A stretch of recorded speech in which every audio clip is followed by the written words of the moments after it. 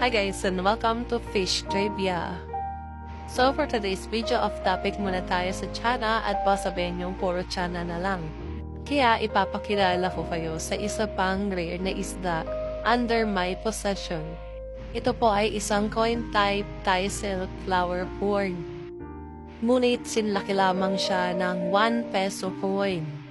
Ito po ay isang coin type Thai silk flower horn.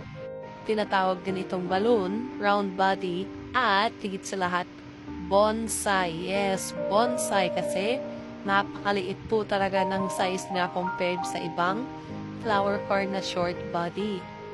Ayan guys, kung gusto mo pa ng mga video tulad ito, ay pumunta ka lang sa aking TikTok profile and make sure to follow at pakiclick na rin yung heart button.